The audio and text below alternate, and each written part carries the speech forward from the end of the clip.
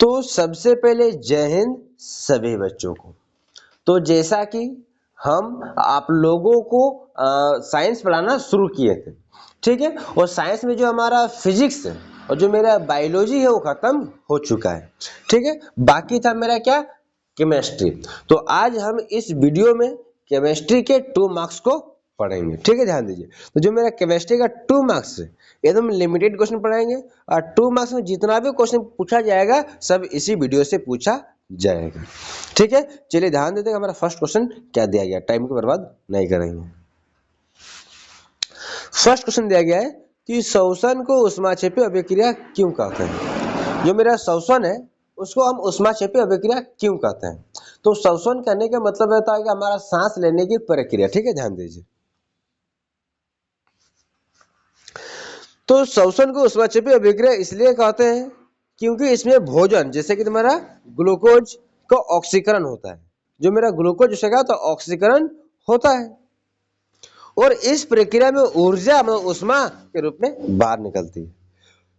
श्वसन को ऊष्माक्षेपी अभिक्रिया इसलिए कहते हैं क्योंकि इसमें भोजन में जो ग्लूकोज का ऑक्सीकरण होता है, और इस प्रक्रिया में जो ऊर्जा है ऊष्मा के रूप में बाहर निकलती है। श्वसन के दौरान ग्लूकोज ऑक्सीजन की उपस्थिति में टूटता है। जो मेरा ग्लूकोज है वो मेरा किसके उपस्थिति में, ऑक्सीजन की उपस्थिति में टूटता है, और कार्बन डाइऑक्साइड जल तथा ऊर्जा बनाता है। जो मेरा कार्बन डाइऑक्साइड जल और ऊर्जा उत्पन्न करता है। इस ऊर्जा का उपयोग जीवधारी जो जीवन है वो अपने अलग अलग क्रियाओं के लिए करते हैं, ठीक है। इसलिए जो ऊर्जा उत्पन्न होता है मतलब ऊष्मा उत्पन्न होता है, और इसीलिए उसको क्या बोलते हैं हम, ऊष्माक्षेपी अभिक्रिया कहते हैं। चलिए ध्यान देते हैं हमारा नेक्स्ट क्वेश्चन क्या बोला है, ठीक है, ध्यान दीजिए। तो हमारा नेक्स्ट क्वेश्चन बोला है कि रेडॉक्स अभिक्रिया क्या है। जो रेडॉक्स अभिक्रिया क्या है, तो रेडॉक्स अभिक्रिया से क्या समझते हैं तो किसे कहते हैं, ठीक है। चलिए ध्यान देते हैं। चलिए इसके आंसर को देखते हैं, ध्यान दीजिए। देखिए बोला है जिस रासायनिक अभिक्रिया में एक पदार्थ का ऑक्सीकरण तथा दूसरे पदार्थ का अपचयन होता है। तो ऑक्सीकरण कहने का मतलब होता है उपचयन, ठीक है, और जो अपचयन मतलब होता है ऑक्सीजन का घटना। ऑक्सीकरण या उपचयन का मतलब होता है ऑक्सीजन में वृद्धि, और अपचयन का मतलब होता है ऑक्सीजन में ह्रास मतलब कमी, ठीक है। तो वैसा रासायनिक अभिक्रिया जिसमें ऑक्सीकरण होता है, किसी एक पदार्थ का ऑक्सीकरण होगा कहने का मतलब मेरा ऑक्सीजन में वृद्धि होगा, तथा दूसरे पदार्थ का अपचयन होगा। अपचयन कहने का मतलब दूसरा पदार्थ में ऑक्सीजन की कमी हो जाएगा, ठीक है। एक पदार्थ में ऑक्सीजन बढ़ेगा और किसी में ऑक्सीजन घटेगा, ठीक है। तो अगर किसी पदार्थ में ऑक्सीजन बढ़ेगा और किसी दूसरे पदार्थ में ऑक्सीजन घटेगा तो इसी रासायनिक अभिक्रिया को रेडॉक्स अभिक्रिया कहते हैं। ऑक्सीकरण की प्रक्रिया में किसी पदार्थ में ऑक्सीजन का योग तथा हाइड्रोजन का अपसरण होता है। मतलब जो आपका ऑक्सीकरण अभिक्रिया है, जो आपका उपचयन अभिक्रिया है, उसमें क्या होता है ऑक्सीजन में वृद्धि होती है और हाइड्रोजन का अपसरण होता है मतलब कमी होता है, ह्रास होता है। जबकि अपचयन की प्रक्रिया में ऑक्सीजन का अपसरण मतलब जो कमी होता है और हाइड्रोजन में वृद्धि होती है। उपचयन में या तो ऑक्सीकरण में ऑक्सीजन की वृद्धि, हाइड्रोजन का ह्रास होगा। जो मेरा अपचयन है उसमें मेरा हाइड्रोजन का क्या होगा, वृद्धि होगा, और ऑक्सीजन का कमी होगा, ठीक है। ध्यान दीजिए हमारा नेक्स्ट क्वेश्चन क्या बोला है। हमारा नेक्स्ट क्वेश्चन बोला है कि बेकिंग सोडा और विरंजक चूर्ण के दो दो उपयोग लिखे, ठीक है। ध्यान दीजिए जो बेकिंग सोडा होता है इसका दो उपयोग लिखना है, ठीक है, और जो मेरा विरंजक चूर्ण है इसका दो उपयोग लिखना है। ध्यान दीजिए तो सबसे पहले क्या लिखेंगे, बेकिंग सोडा का उपयोग को ध्यान देंगे। ध्यान दीजिए देखिए बेकिंग सोडा का उपयोग केक, ब्रेड आदि बनाने में किया जाता है। जो मेरा बेकिंग सोडा है तो बेकिंग सोडा का उपयोग हम क्या करेंगे, केक, ब्रेड आदि को बनाने में करेंगे। इससे वे नरम और फूले हुए होते हैं। इससे वो नरम होता है, फूल जाता है। देखिए, इसका उपयोग एंटासिड के रूप में पेट में अम्लता को दूर करने के लिए किया जाता है। और पेट में अगर अम्लीयता हो गई है, एसिडिटी हो गई है, तो उसको दूर करने में इसका उपयोग किया जाता है। किसका? बेकिंग सोडा का। ठीक है, अगला हमको किसका बोला है? विरंजक चूर्ण का। ठीक है, ध्यान दीजिए। देखिए, विरंजक चूर्ण का उपयोग, विरंजक चूर्ण का उपयोग कपड़े या कागज को सफेद करने के लिए किया जाता है, मतलब इसको कलर करने के लिए किया जाता है। अगला उपयोग बोला है, इसका उपयोग पीने के पानी को कीटाणु मुक्त करने के लिए किया जाता है। कीटाणु मुक्त करने का मतलब होता है जो मेरा कीटाणु है उसको मारने के लिए या तो उसके शुद्धिकरण के लिए किया जाता है। हमारा नेक्स्ट क्वेश्चन बोला है कि समजातीय श्रेणी क्या है। ठीक है, ध्यान दीजिए, ये आपका कार्बन लेसन से। ठीक है, ध्यान दीजिए। कार्बनिक यौगिक की वह श्रेणी, कार्बनिक यौगिक की वह श्रेणी जिसमें सभी यौगिक का सामान्य सूत्र समान होता है। जो मेरा सामान्य सूत्र है वो क्या होता है? समान होता है। और रासायनिक गुण भी क्या होता है? समान होता है। कार्बनिक, ऐसा कार्बनिक यौगिक जिसका सामान्य सूत्र भी समान होगा और जो मेरा रासायनिक गुण भी क्या होगा? समान होगा। तथा दो कार्बनिक यौगिकों के जो अनुभार में कितना होगा? 14 इकाई होगा। ठीक है, और इसका अंतर कितना? तो -CH बॉन्ड CH2 बॉन्ड का अंतर होता है। इसको क्या बोलेंगे? आपका समजातीय श्रेणी। अगला क्वेश्चन बोला गया है हमारा, जिप्सम क्या है? ठीक है, नेक्स्ट क्वेश्चन बोला क्या है? जिप्सम क्या है? इसको 373 डिग्री केल्विन ताप पर गर्म करने पर क्या होगा? ध्यान दीजिए। तो जिप्सम एक जलायोजित कैल्शियम सल्फेट है। जो मेरा जिप्सम है वो क्या है? कैल्शियम सल्फेट है जल में। इसका रासायनिक सूत्र तुम्हारा क्या होता है? देखिए, CaCO4 × 2H2O होता है। जो मेरा जिप्सम वो क्या है? कैल्शियम का क्या सल्फेट है और इसका रासायनिक सूत्र CaSO4 × 2H2 होता है। ठीक है, इसका उपयोग सीमेंट और प्लास्टर बनाने में किया जाता है। जो प्लास्टर ऑफ पेरिस होता है इसका उपयोग इसमें किया जाता है। देखिए, तो हमारा क्वेश्चन मिला तो जिप्सम क्या है? इसको 373 डिग्री केल्विन में गर्म करने पर क्या होगा? तो जिप्सम का परिभाषा हो गया। इसका गर्म करने पर क्या होगा?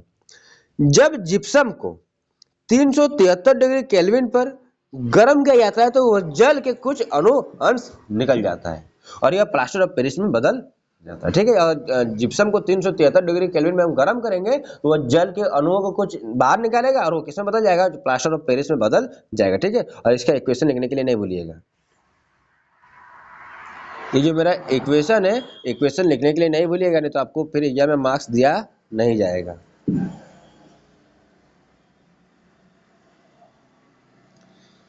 हमारा नेक्स्ट क्वेश्चन बोला है, क्या क्षारीय विलयन में H+ आयन होते हैं? अगर हाँ तो वह क्षारीय क्यों होता है? तो क्षारीय विलयन होता है क्या उसमें H+ आयन होता है? और अगर होता है तो वो क्षारीय क्यों होता है? ध्यान दीजिए। हाँ, क्षारीय विलयन में भी H+ आयन होता है। जो मेरा क्षारीय विलयन है उसमें भी आपका H+ आयन होता है, क्योंकि जल के सभी विलयन में H+ आयन और H- आयन की मात्रा होती है। सब विलयन में, जो भी जलीय विलयन है उसमें थोड़ा ना थोड़ा मात्रा में H+ आयन भी होगा और भले कम से कम मात्रा में आपको OH- आयन भी होगा। और सभी जलीय विलयन में H+ आयन भी होता है और सभी जलीय विलयन में यार जो OH- आयन भी होता है। लेकिन क्षारीय विलयन क्षारीय क्यों कहलाता है? ध्यान दीजिए, लेकिन जो क्षारीय विलयन क्षारीय कहलाता है क्योंकि उसमें OH- आयन की मात्रा H+ आयन की मात्रा से अधिक होती है। जो मेरा क्षारीय विलयन होता है उसमें OH- आयन की मात्रा अधिक होती है और H+ आयन की मात्रा कम होती है। क्षारीयता का निर्धारण H+ आयन की उपस्थिति से नहीं बल्कि, ध्यान दीजिए क्या बोला है, क्षारीयता का जो निर्धारण होता है वो H+ आयन की नहीं बल्कि OH- आयन की अधिकता से किया जाता है। इसलिए भले ही क्षारीय विलयन में H+ आयन हो लेकिन OH- आयन अधिक होता है, इसलिए क्या तो क्षारीय होता है। ध्यान दीजिए, नेक्स्ट क्वेश्चन क्या बोला है? बोला कि आश्रित जल में विद्युत का चालन क्यों नहीं होता है? जो फिल्टर पानी होता है उसमें करंट का प्रवाह क्यों नहीं होता है? जबकि वर्षा जल में होता है। ध्यान दीजिए। आश्रित जल, आश्रित जल मतलब आश्रित जल में फिल्टर बने, ठीक है, ध्यान दीजिए। तो आश्रित जल शुद्ध होता है। जो आश्रित जल क्या होता है मेरा, शुद्ध होता है, और इसमें विद्युत चालन के लिए आवश्यक आयन्स नहीं होते। विद्युत में सॉरी पानी में विद्युत का चालन या संचालन तभी होता है जब उसमें आयन मिलता है, ठीक है। तो आश्रित जल में जो उसका यौगिक होता है, जो आवश्यक आयन होता है, वो नहीं पाया जाता है, इसलिए क्या कुचालक है। और इसी के विपरीत, इसी का उल्टा, जो मेरा वर्षा जल है उसमें मेरा क्या होता है, जैसे अम्लीय होता है, जैसे कि इसमें CO2 या तो SO2 और खनिज की अशुद्धियां मिली, मतलब वो सब गंदगी मिला रहता है, और जो H+ आयन उत्पन्न करता है, जो मेरा गंदगी है, जो मेरा CO2 है, जो मेरा SO2 मेरा क्या करता है, मेरा H+ आयन उत्पन्न करता है, इससे विद्युत का चालन होता है। ध्यान दीजिए। हमारा नेक्स्ट क्वेश्चन बोला है, सोडियम तथा पोटेशियम को मिट्टी के तेल में क्यों रखा जाता है। ठीक है, ध्यान दीजिए। तो आपको पता होगा कि जो मेरा सोडियम है और जो पोटेशियम है, एक बहुत ही अधिक अति क्रियाशील धातु है। ठीक है, ध्यान दीजिए। तो सोडियम और पोटेशियम बहुत सक्रिय धातु है। यदि ये हवा या पानी के संपर्क में आते हैं, और हवा के संपर्क में या तो पानी के संपर्क में आता है, तो तुरंत प्रतिक्रिया करके जलन या आग पैदा कर सकती है। वो जलने लगेगा या तो उससे आग लग सकती है, ठीक है। इसलिए उन्हें हवा या पानी से सुरक्षित रखने के लिए मिट्टी के तेल में रखा जाता है। ठीक है, हमारा नेक्स्ट क्वेश्चन बोला है, सोना एवं चांदी का उपयोग आभूषण बनाने के लिए किया जाता है, कारण बताइए। ठीक है, ध्यान दीजिए। तो सोना और चांदी का उपयोग आभूषण बनाने के लिए इसलिए किया जाता है क्योंकि ये जो धातु है नरम होती है, ठीक है, चमकदार होती है और आकर्षक होती है। जो इसको हम आसानी से मोड़ सकते हैं, जैसा मन तैसा आकृति में बदल सकते हैं। चमकदार होती है और आकर्षक, मतलब दूर से क्या आदमी को आकर्षित कर लेता है। ये धातुएं रासायनिक रूप से निष्क्रिय होती है। रासायनिक रूप से निष्क्रिय होती है मतलब ये लोग ज्यादातर किसी से अभिक्रिया नहीं करता है, पानी या वायु से। इसलिए हवा, पानी या अन्य पदार्थों से जल्दी या सड़ती नहीं है, या तो मतलब खराब नहीं होती है।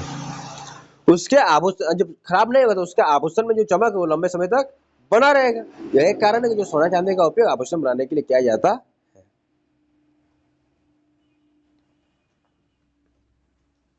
नेक्स्ट क्वेश्चन बोला गया है, साबुन एवं अपमार्जक में क्या अंतर है। ठीक है, ध्यान दीजिए।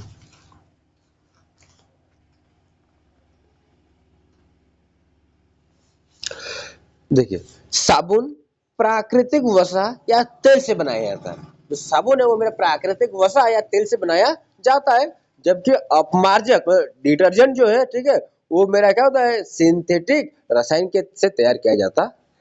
साबुन मेरा तेल से या वसा से, जबकि मेरा किससे होगा, सिंथेटिक रसायन से होता है। ये दोनों में अंतर है। साबुन मुख्य रूप से सोडियम या पोटेशियम फैटी एसिड का लवण होता है। जो साबुन में मेरा मुख्य रूप से या तो सोडियम का या तो पोटेशियम का फैटी एसिड का लवण होता है, जबकि अपमार्जक साल्फोटिन एसिड जैसे सिंथेटिक यौगिक से शामिल होता है।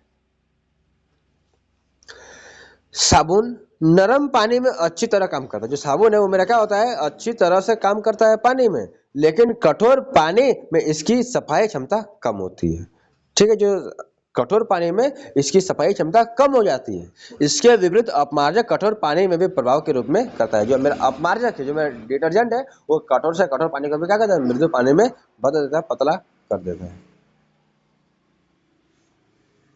इस प्रकार साबुन और अपमार्जक दोनों का उपयोग सफाई के लिए होता है। मतलब साबुन का भी उपयोग सफाई के लिए होता है, डिटर्जेंट जो सर्फ है उसका भी उपयोग किसके लिए होता है, सफाई के लिए होता है। लेकिन उनकी उत्पत्ति, रासायनिक संगठन और पानी पर प्रभाव क्या होता है, अलग अलग होता है।